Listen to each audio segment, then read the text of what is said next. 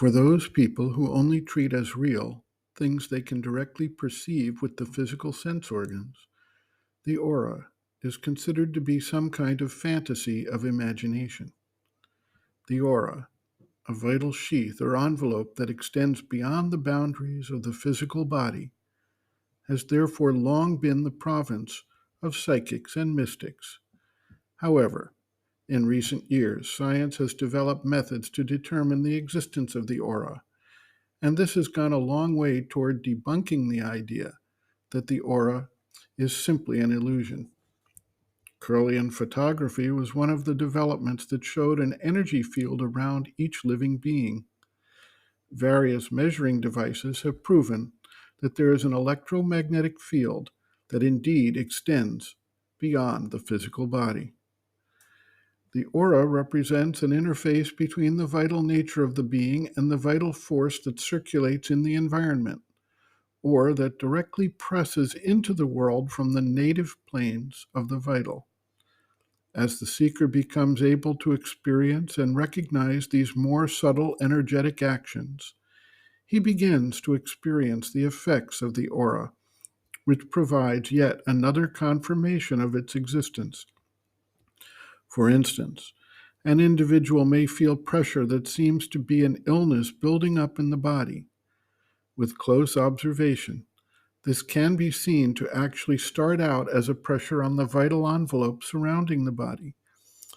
Action taken to strengthen the aura's resistance capacity at that moment can reject the illness, and, other than a few sniffles or coughs, or some pressure such as a slight headache, the individual does not actually get sick. Failure to act at this stage, or even undertaking actions which undermine the strength of the aura, can lead to a full-blown illness in the physical body.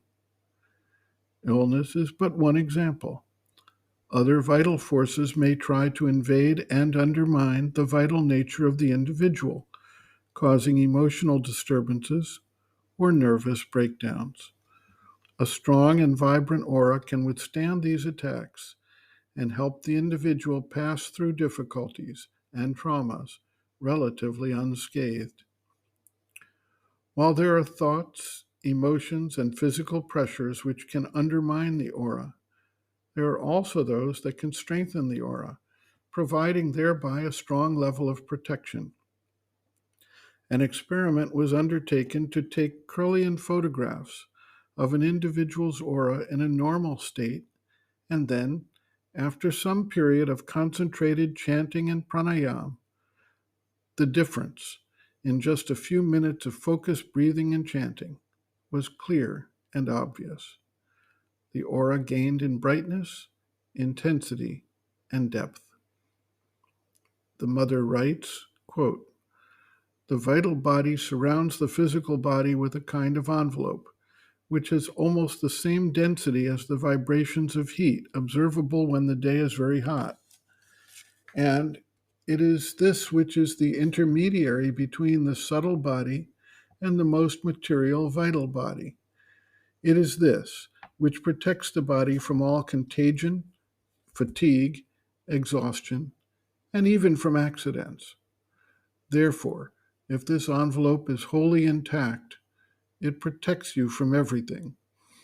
But a little too strong an emotion, a little fatigue, some dissatisfaction, or any shock whatsoever is sufficient to scratch it, as it were, and the slightest scratch allows any kind of intrusion. Medical science also now recognizes that if you are in perfect vital equilibrium, you do not catch illness, or in any case, you have a kind of immunity from contagion. If you have this equilibrium, this inner harmony, which keeps the envelope intact, it protects you from everything. There are people who lead quite an ordinary life, who know how to sleep as one should, eat as one should, and their nervous envelope is so intact that they pass through all dangers as though unconcerned. It is a capacity one can cultivate in oneself.